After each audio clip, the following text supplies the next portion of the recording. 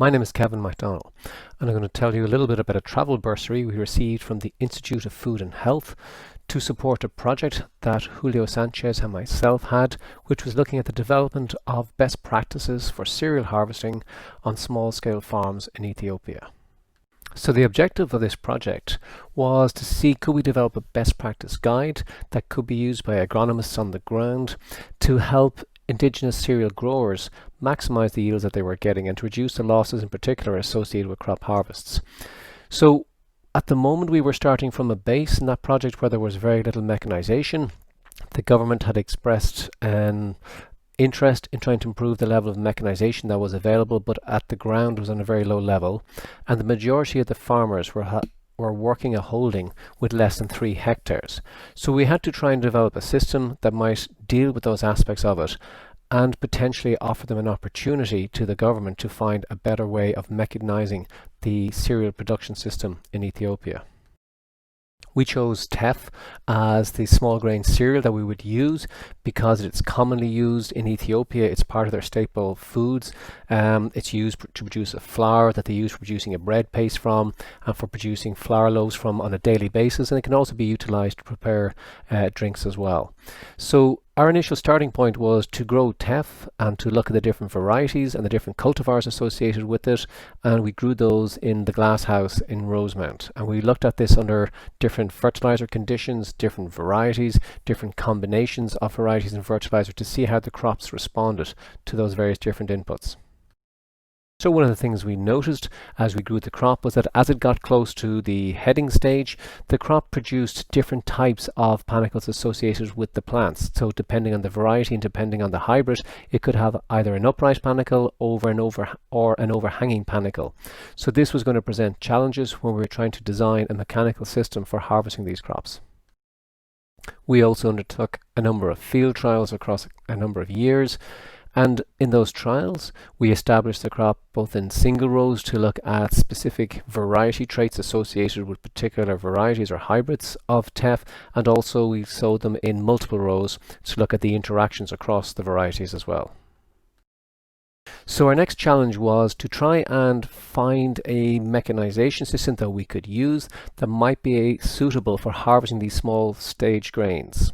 So what we looked at was modifying the rear end of a conventional combine, where we took the sieve system out of it and we looked at changing those sieves so that we could have a very small sieve area. We looked at decreasing the airflow through those sieves to try and again reduce the amount of losses that would come out of the combine. And we also looked at alternative systems. So we looked at a shaker system using a conventional manual sieve system that might be used for sieving, for example, conventional grains in a laboratory, and we looked at putting these into a shaker system, into a shaker tray, to see how successful that might be at separating the grains from the chaff and separating the straw. These did require getting significant volumes of seed together to do this and significant heads of grain together, and it'll probably be a combination of both those systems that might work successfully. So we had the opportunity to, for example, remove components of the combine, of a small plot combine that we had, to try and see how that might work in a standalone scenario, but it's likely to need some sort of a combination of a drum type trashing system to get the rubbing action associated with it, combine that with a sieving system and combine that with a low flow air system as well. So it will be a combination of these systems that we will end up using, I think. The purpose of the bursary was to facilitate us travelling to Ethiopia and working with a harvesting trial with some colleagues that we had in the Agricultural Institute over there in Ethiopia. The difficulty with this, however, while it was planned for May of 2020, but due to COVID, this was stopped. We weren't able to travel, and Ethiopia also were not accepting visiting researchers either into their institute. So what we were trying to do was convert the manual system that is currently being practiced in Ethiopia today. So this is a crop that has grown widespread throughout Ethiopia, and yet it's still harvested manually, as you can see in this picture on the left, where they use sickles to harvest it, to cut it into bundles. Those bundles are then brought to the local village and they're trashed. Primarily they're trashed by animals walking through it, then the trashed grain and straws tossed in the air to try and separate the small grains from the straw. The animals walk over it again. So that's the rubbing action, the trashing action taking place. And then the workers lift it up into the air to allow the airstream to blow through it, and then you separate the chaff from the grain subsequently. So it's a very involved process. There's very significant losses. The losses range from somewhere between 30% and 70% of the harvested grain gets lost between the harvesting stage, the thrashing stage, and the storage. So any improvement on particularly the thrashing stage would significantly boost the amount of teff that would be available either for seed production or for food production. A simple mechanical harvesting system, while it is a significant change from what is currently happening, would be a huge advantage to improve the thrashing efficiency and decrease the losses. And our proposal was to try and meet with a group of the farmers on the ground to discuss with them the concept of bringing together these farmers into a cooperative that would, for example, have a share in a thrashing system.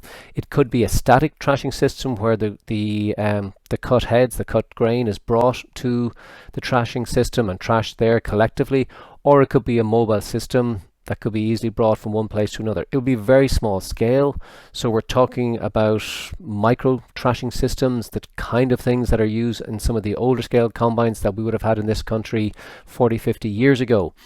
There's plenty of those available. The insides of those combines could be modified to produce the rubbing and thrashing action associated with it. We do need to deal with a solution or create a solution to deal with the size of the grain, because it is a very small grain size. And to prevent losses, we'll need to look at ways of interlinking the sieves to prevent the grain losses from coming through them. But that's a mechanical issue from some of our original trials. We think that's potentially solvable.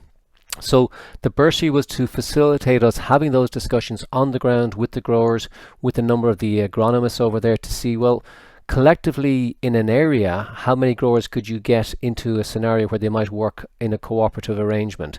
And therefore from that, what sort of size or scale of thrashing system will be best for it? Would it be a mobile system or would it be a stationary system?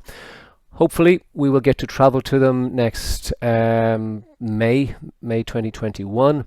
The Department of Foreign Affairs has allowed us to extend the grant that we have to facilitate it because of the restrictions that were put on us due to COVID, and therefore we'll be able to utilize the bursary that we got to travel to our colleagues in Ethiopia and to work out a potential solution for them. So that's a very quick overview of the project that we have and the associated travel bursary that was facilitating us traveling to our colleagues in Ethiopia and working with them on those harvesting trials. My email is here on this slide. If you want any further information, please feel free to contact me. Thanks for your attention.